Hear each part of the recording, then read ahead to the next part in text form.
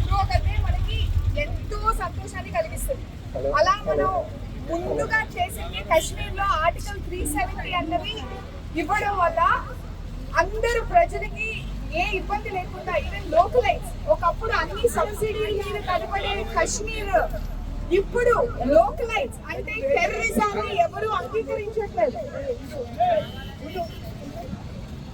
టెర్రరిజాన్ని ఎవరు అంగీకరించట్లేదు. ఒకప్పుడు వాళ్ళకి ఫైనాన్షియల్ క్రైసిస్ వల్ల వాళ్ళకి మేము డబ్బులు ఇస్తామంటే టెర్రరిజం లోకి సహకరించే వాళ్ళు. ఇప్పుడు టూరిజం విపరీతంగా డెవలప్ అయింది. మనకు తెలిసిన వాళ్ళే మే అంటే అందరూ టూరిజం కి కాశ్మీర్ వెళ్తారు. అది భూలోక స్వర్గం.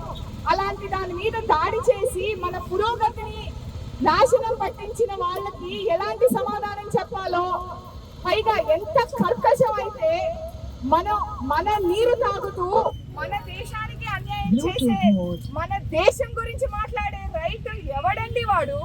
ఎవడు మాట్లాడతాడు? ఎంత పురోగతి సాధించాం మనం. ఎవరి డిపెండెంట్ లేకుండా జమ్మూ కాశ్మీర్ ఒకప్పుడు అందరినీ అడుక్కునే దేశం ఇప్పుడు ఎంతో టాప్ లో ఉంది కేవలం టూరిజం మీద.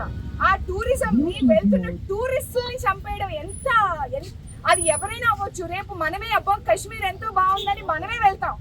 అది మనలో ఎవరికైనా జరుగుంటే ఎంత బాధాకరం, ఎంత అన్యాయం. అది దానికి ఐ థింక్ మానవత్వం అన్న కులం మర్చిపోయి మోడీని కాపాడు తెచ్చుకుంటారని ఎవరి మీద మీ కోపం ఎవరి మీద చూపిస్తారు? ప్రాణం తీయడం అంత సులువా? మనుషులు చంపడం అంత సులువా? రాక్షసత్వం అది. ఎవ్వరూ నాకు తెలిసి ఏ కుటుంబం కూడా సహకరించదు. ఏ మనిషి ముఖ్యంగా ఒక భారతీయుడికి రక్తం మరిగిపోతుంది.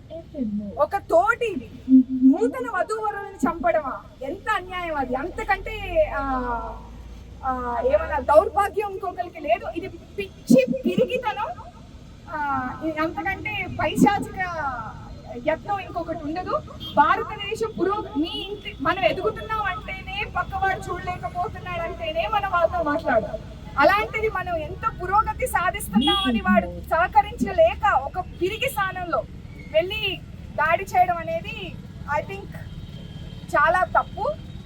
అంతవరకు అయితే దాని గురించి, ఎందుకంటే భారతదేశ పురోగతే మన పురోగతి.